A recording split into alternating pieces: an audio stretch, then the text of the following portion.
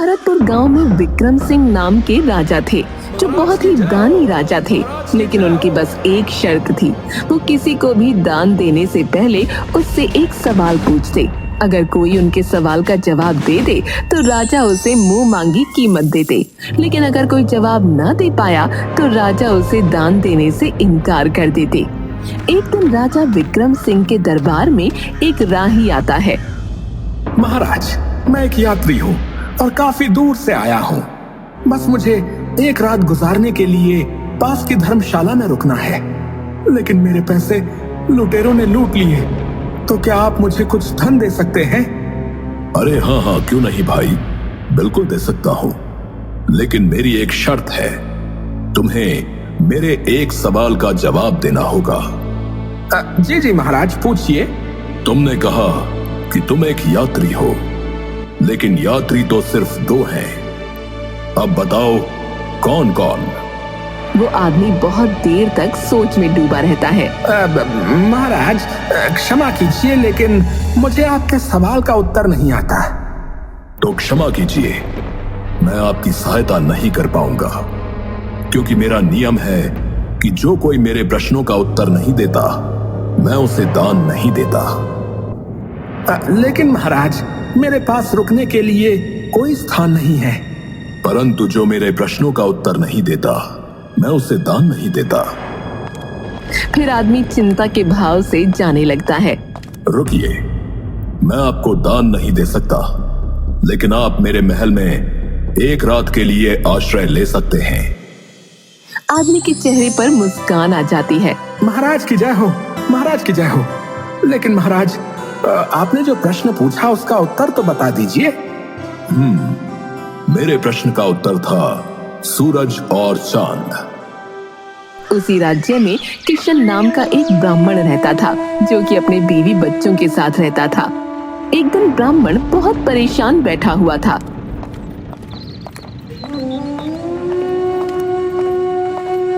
क्या हुआ जी, आप बहुत परेशान दिख रहे हो?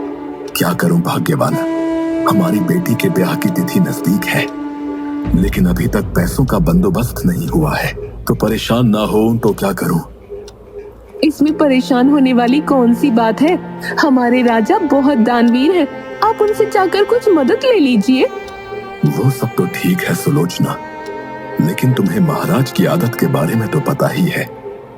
वो दान देने से पहले प्रश्न पूछते हैं, और अगर उसमें से कोई भी उत्तर गलत हुआ तो वो दान देने से इनकार कर देते हैं। वो तो मुझे पता है, लेकिन मुझे आप पर भी पूरा भरोसा है।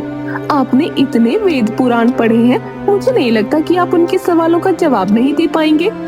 आप जाइए और उनसे कुछ मदद मांगिए। और हाँ, मैं तो कहती हूँ कि आप अजय और विजय को भी ले जाइए। बात तो तुम्हारी सही मालूम पड़ती है। ठीक है, मैं कल सुबह महाराज के पास मदद लेने हेतु जाऊंगा।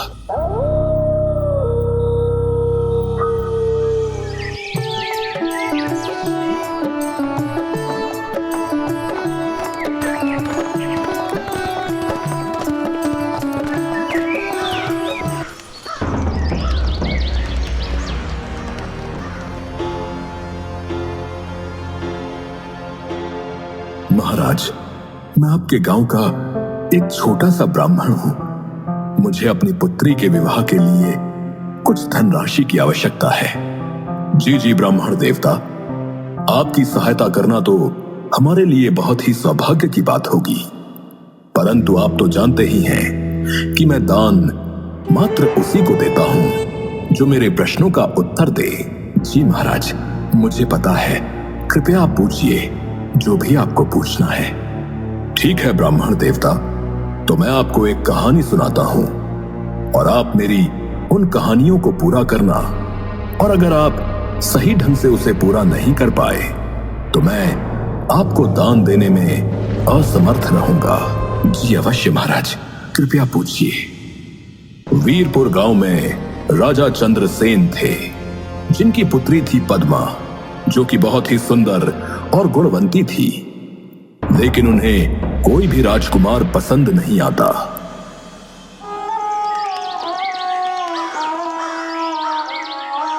एक दिन राजा अपने कक्ष में परेशान बैठे हुए थे। तभी रानी सुभद्रा वहां आ जाती है। महाराज, आप बहुत परेशान लग रहे हैं। महारानी, अब आप ही बताइए मैं क्या करूं। राजकुमारी को कोई भी लड़का पसंद नहीं आता। अब उनकी उम्र भी हो गई है। महाराज, आप इतने परेशान ना होइए। हमारी राजकुमारी बहुत समझदार है। उन्हें पता है कि उनके लिए क्या सही है और क्या गलत। लेकिन महारानी, उन्हें राजकुमार पसंद ही नहीं आता। अब मैं अपनी पसंद के किसी राजकुमार से उनका विवाह करवा दूंगा। नहीं नहीं महाराज, ऐसा गजब मत करना। जब हमारी राजकुमारी को कोई लड़का पसंद आ जाएगा तब वो खुद ही आपको शादी के बारे में कह देंगी। और अगर आपको उनकी ज्यादा ही फिक्र हो रही है तो आप खुद उनसे बात कर लेना। ठीक है महारानी जी, मैं कल ही राजकुमारी से बात करूंगा।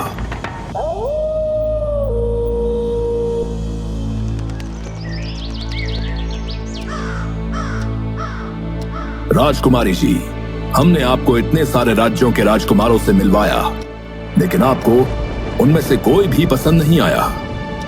अगर आप कहें तो क्या मैं आपके लिए स्वयंवर रखवा लूं? आपको जो भी राजकुमार पसंद आएगा आप उन्हें अपने वर के रूप में स्वीकार कर लेना। नहीं नहीं पिताजी, मुझे स्वयंवर तो बिल्कुल पसंद नहीं है। स्वयंवर में मुझे कैसे पता चलेगा कि किस राजकुमार के अंदर कौन सा गुण है? मुझे जब कोई राजकुमार पसंद आएगा तब मैं आपको बता दूंगी। नहीं नहीं राजकुमारी, अब मैं आपकी एक नहीं सुनूंगा। कल मैं 4 नौजवानों को बुला रहा हूँ। आपको उनमें से जो भी पसंद आए आप उन्हें अपने वर के रूप में स्वीकार कर लेना। ठीक है पिताजी, अगर मुझे उनमें से कोई पसंद नहीं आया तो मैं उनसे विवाह ना करूंगी। ठीक है।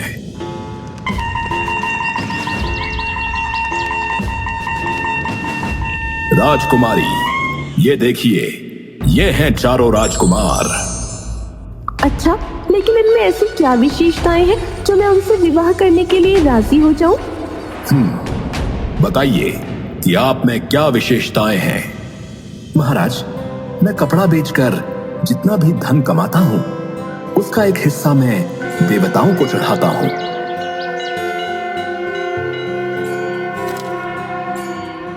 एक हिस्से को अपने ऊपर खर्च करता हूँ और एक हिस्सा बचाकर रखता हूँ और एक हिस्से को अपनी पत्नी के लिए रखता हूँ। और ये कला सिर्फ मुझे ही पता है। अगर तुम इनसे शादी करोगी तो तुम्हें कभी भी पैसे की तंगी नहीं देखनी पड़ेगी। हाँ, अब आप बताइए कि आप में क्या गुण है। महाराज, मैं सभी पशु पक्षियों की बोली जानता हूं। मैं किसी भी पशु पक्षी की बोली आपको सुना सकता हूं और समझ भी सकता हूं। महाराज, मुझे सारे वेदों, उपनिषदों और पुराणों का ज्ञान है। अगर आप चाहें तो आप मुझसे कुछ भी पूछ सकते हैं। अभी उसकी आवश्यकता नहीं है। समय आने पर हम आपकी परीक्षा लेंगे। हाँ बताइए, तुम में ऐसा क्या खास गुण है जो मेरी बेटी तुमसे विवाह करे। महाराज, पशुओं की आवाज निकालना कोई बड़ी बात नहीं और वेद उपनिषदों का ज्ञान भी बहुतों के पास होता है। और पैसों को कैसे और कहां खर्च करना है ये भी बहुत सारे लोग जानते हैं। लेकिन जो मुझ में विशेषता है वो बहुत कम लोगों में देखने को मिलती है। मैं शब्द भेदी बाण चलाना जानता हूं और मेरा निशाना बिल्कुल सटीक लगता है। जहां से भी आवाज आती है मैं वहीं पर बाण चलाता हूं।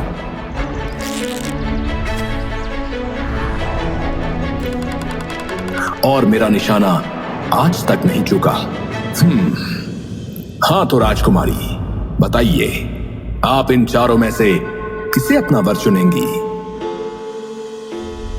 हाँ तो बताइए ब्राह्मण देवता कि राजकुमारी इन 4 लड़कों में से किससे शादी करेगी। महाराज, राजकुमारी बहुत ही समझदार थी। अगले दिन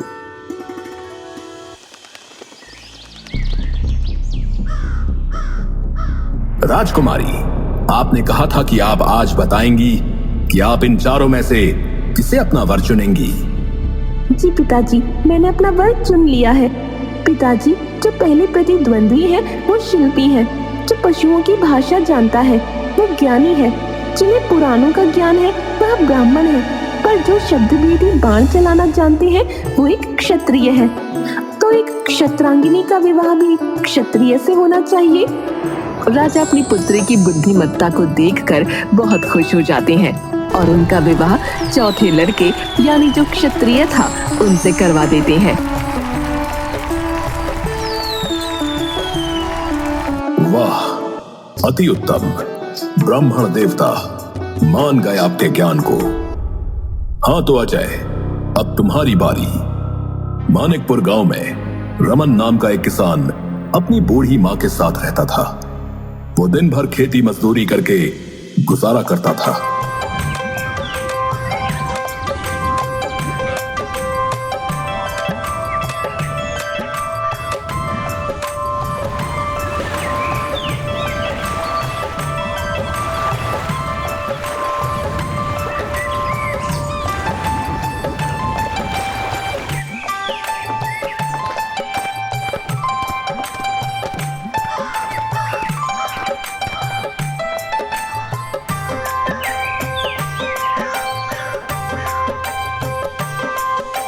माँ, आपसे मैंने कितनी बार कहा है कि आप कुछ काम मत किया कीजिए, मैं करा लूंगा सारे काम।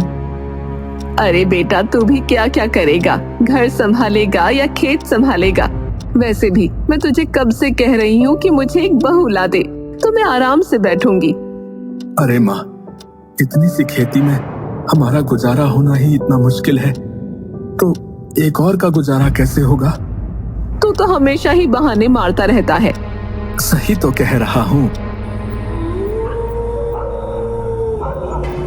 पर एक दिन रमन जब रात को घर आता है तो अपनी माँ को बिस्तर पर लेटे हुए देखकर हैरान हो जाता है। माँ क्या हुआ माँ? आपका पूरा शरीर आग से तप रहा है। चलिए, मैं शीघ्रता से आपको वैद्य जी के पास ले चलता हूँ।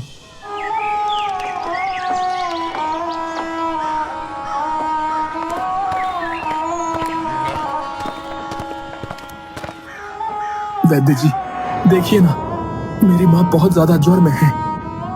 बेटा, अभी तो मैंने इन्हें औषधि दे दी है, लेकिन इनका उपचार मुझसे नहीं होगा। तुम एक काम करो, शहर जाकर किसी अच्छे से डॉक्टर को अपनी माँ को दिखाओ। ठीक है वैद्य जी, जैसा आप कहें मैं वैसा ही करूंगा। लेकिन बेटा, तुम्हें कम से कम 15-20 हजार रुपयों का इंतजाम करना पड़ेगा। मैं अपनी माँ के लिए कुछ भी कर सकता हूँ। रमन उसकी माँ को घर ले आता है। माँ को शहर में अच्छे डॉक्टर को भी दिखाना है, लेकिन पैसों का क्या करूंगा? कहाँ से लाऊंगा इतने पैसे? बेटा, तुझे मेरी फिक्र करने की जरूरत नहीं है। अब मैं बूढ़ी हो चुकी हूँ। मेरी जितनी उम्र थी मैं जी चुकी हूँ। ऐसा मत बोलो माँ, मैं अभी सेठ दयाराम से कुछ पैसे उधार लेकर आता हूँ, उन्हें बाद में चुका दूंगा। वैसे भी वो पिताजी के बहुत अच्छे मित्र थे, हो ना हो वो हमारी सहायता अवश्य करेंगे। लेकिन बेटा, पूरा गांव जानता है कि वो कितने कंजूस और लालची हैं। उनसे पैसा निकलवाना बहुत टेढ़ी खीर रहेगी। माँ, मेरे लिए इस पूरे संसार में आपसे बढ़कर और कोई नहीं, और इस वक्त उनके अलावा मेरी सहायता और कोई भी नहीं कर सकता, इसलिए मैं जा रहा हूं। रमन जल्दी से सेठ दयाराम के पास पहुंच जाता है। सेठ जी, मुझे 20,000 रुपए की आवश्यकता थी। मेरी माँ बहुत बीमार है और वैद्य जी ने कहा है कि उन्हें शहर में किसी अच्छे डॉक्टर को दिखाने की आवश्यकता है। क्या क्या क्या? 20,000 रुपए?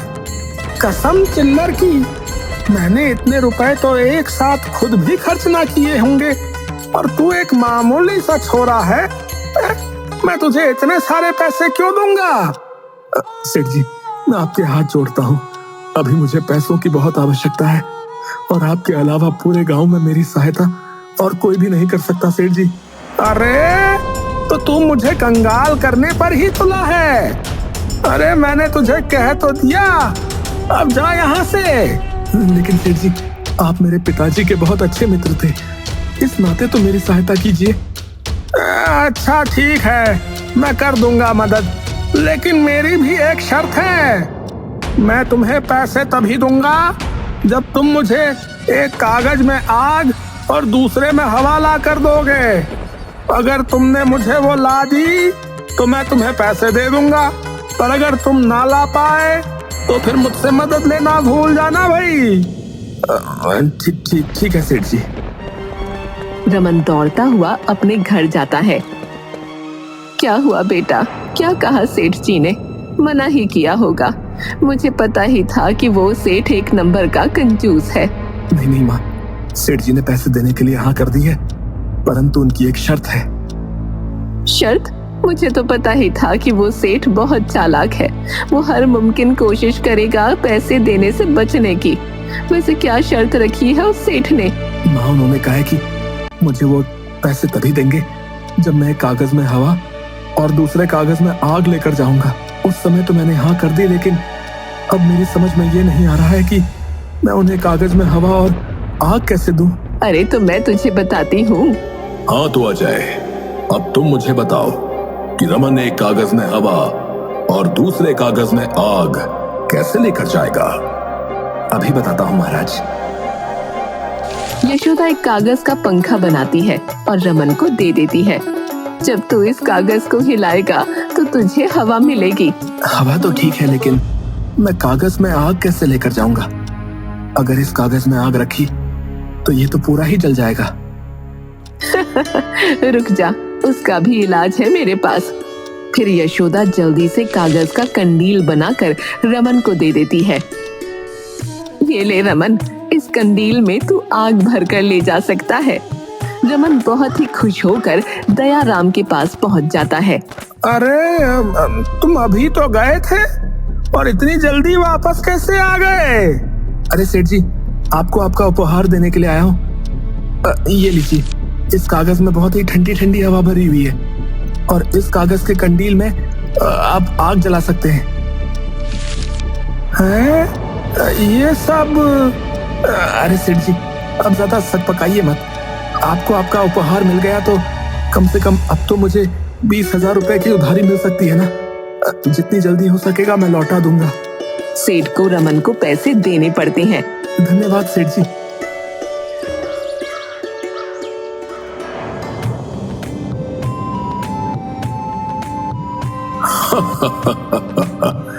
वाह अजय वाह, मैं तुम्हारे उत्तर से बहुत प्रसन्न हूं।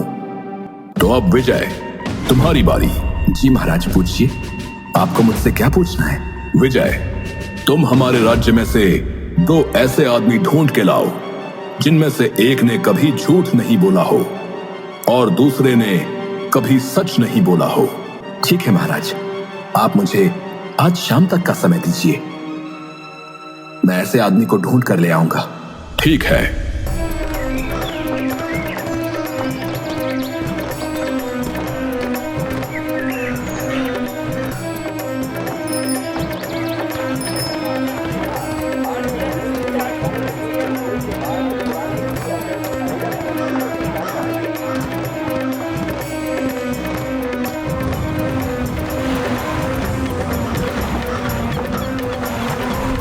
विजय एक आदमी को अपने साथ लेकर आता है।